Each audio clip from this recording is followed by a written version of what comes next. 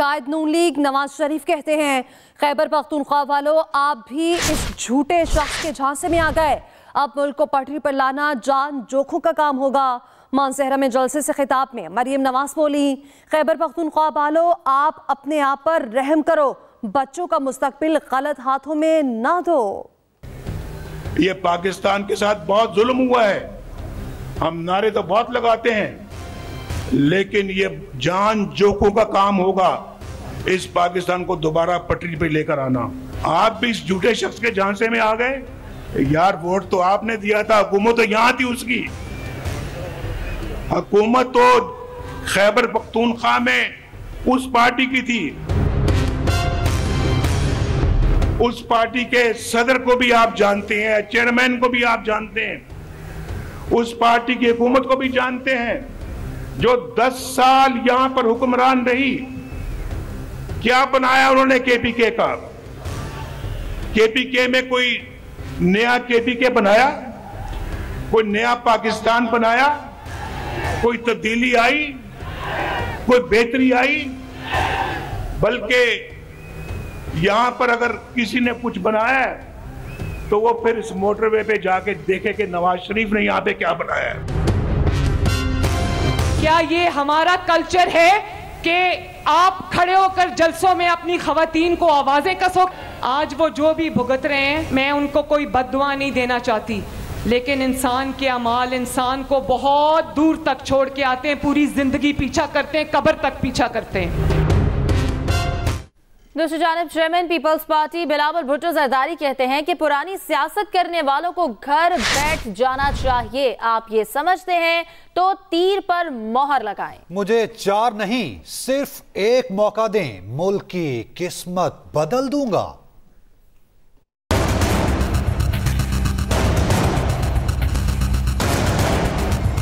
जो तकसीम और नफरत की सियासत करते हैं, जो आपको अपने भाइयों से लड़वाते हैं, वो इस मुल्क के दुश्मन हैं और उनके पास कोई मंसूबा नहीं है, कोई मंशूर नहीं है। वो आपको लड़वा के ये इलेक्शन जीतना चाहते हैं। इस इलेक्शन में अब सिर्फ 2 जमातें रहते हैं। आपने अगर इंतकाम की सियासत चाहिए, अगर पुराना सियासत चाहिए तो जाए शेर पे मोहर लगाए, लेकिन अगर आपने अपना किस्मत तब्दील करना है, अगर आपने एक नया सोच चुनना है, तो फिर इस तीर पे मोहर लगा दे।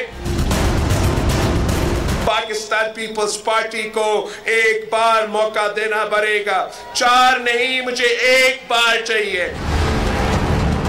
तो उधर सेनेटर अली जफर कहते हैं कि बानी पीटीआई ने अहम पैगाम दिया है कि इलेक्शन में पीटीआई ही जीतेगी। अडयाला जेल के बाहर मीडिया से गुफ्तगू में बोले, उम्मीदवार इतवार से खुलकर इंतखाबी मुहिम शुरू करें, कानून की बालादस्ती के लिए आवाम जरूर वोट डालें।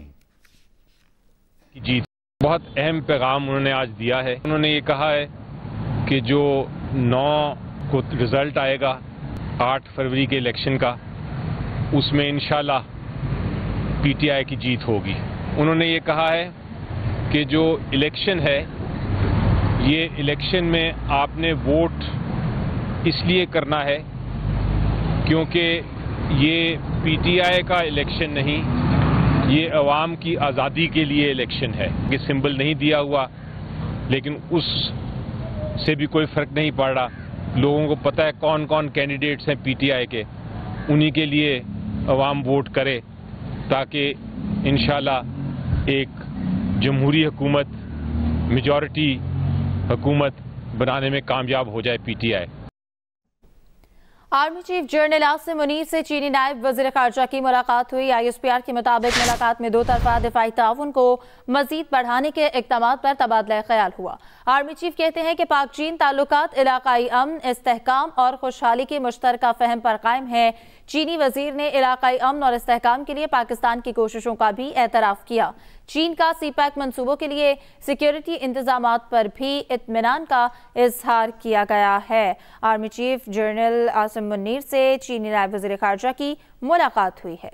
साबिक DG ISI फैज़ हमीद ने शौकत अज़ीज़ सिद्दीकी केस में सुप्रीम कोर्ट में जवाब जमा करा दिया। जनरल रिटायर्ड फैज़ हमीद ने अदलिया पर असरअंदाज होने के इल्जाम को मुस्तरद कर दिया। मजीद कहा कि शौकत अजीज सिद्दीकी से कभी मिला और ना ही राब्ता किया।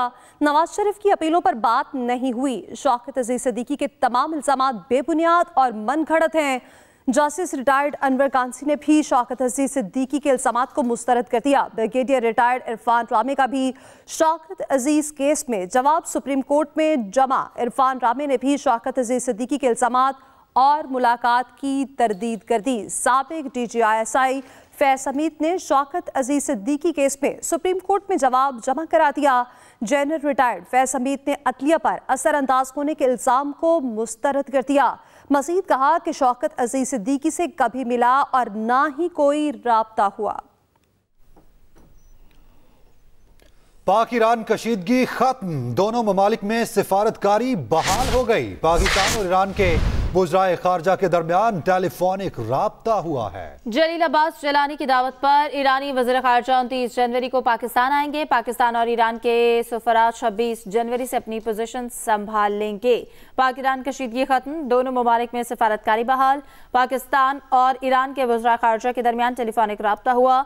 जलील अब्बास जिलानी की दावत पर ईरानी वज़ीर खारजा 29 जनवरी को पाकिस्तान आएंगे। JUI मौलाना फजलुर रहमान कहते हैं कि 2018 के इंतखाबात में धांधली के नतीजे में एक हुकूमत आई। धांधली के खिलाफ खड़े होने वाले आज उसी पार्टी का टिकट लेकर इलेक्शन लड़ना चाहते हैं। कुछ लोग कहते थे अमेरिका के कहने पर कुर्सी छीनी गई, बाद में कहते थे कुछ नहीं किया। असेंबलियों में बैठे लोग इस्लामी कवानीन से कोई दिलचस्पी नहीं रखते।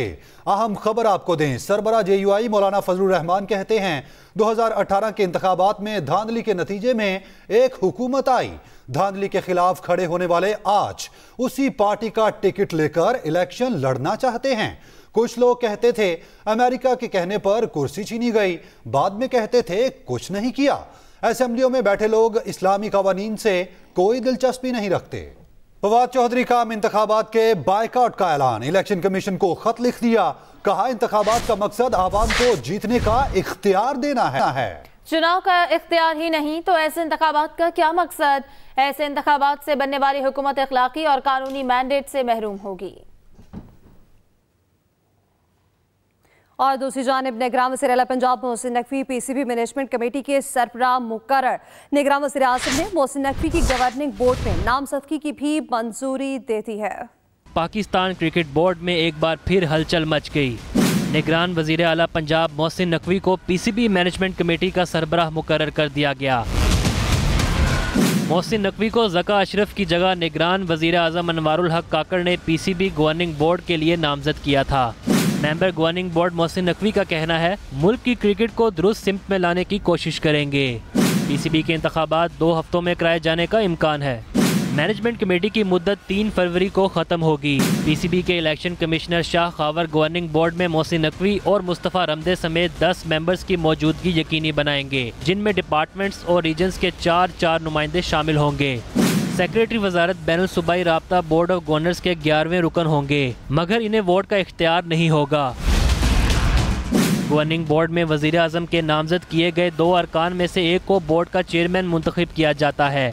मोहसिन नकवी ही चेयरमैन PCB हो सकते हैं। मुखालिफ मुहिम चलाने वालों से कोई रियायत नहीं बरती जाएगी।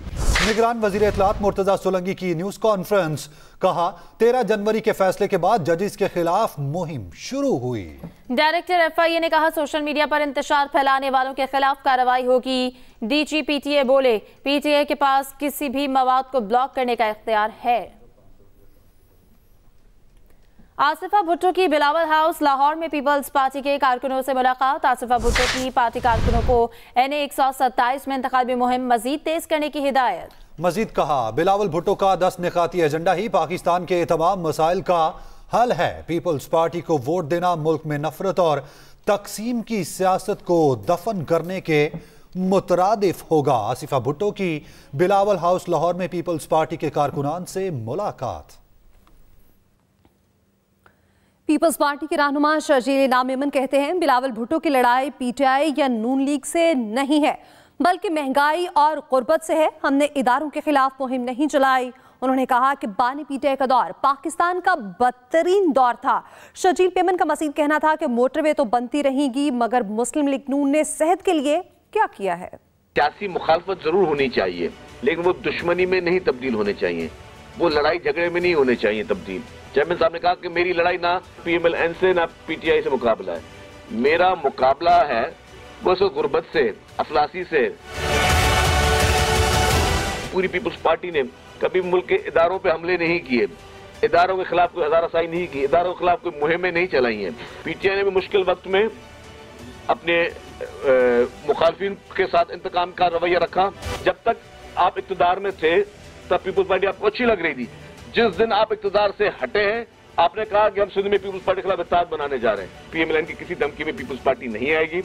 इंशाअल्लाह ताला 8 फरवरी को पीपुल्स पार्टी एक भारी अक्सरियत के साथ कामयाब होगी। कोई डेकोरेशन की मार्की में कर रहा है, कोई किसी कमरे के अंदर कर रहा है, ये खुले मैदानों में जो मौजूद है वो सिर्फ पाकिस्तान पीपुल्स पार्टी मौजूद है। आगे बढ़े और आपको बताएं कि प्री पोल धांधली के इल्जामात लगाने वाले इलेक्शन से फरार चाहते हैं। सरबराह PTI पार्लियामेंटेरियंस परवेज खटक नौशहरा में खिताब कर रहे थे। मजीद बोले कि किसी के पास धांधली के सबूत हैं तो सामने लेकर आए। प्री पोल धांधली के इल्जामात लगाने वाले इलेक्शन से फरार चाहते हैं। सरबराह PTI पार्लियामेंटेरियंस परवेज खटक का नौशहरा में खिताब।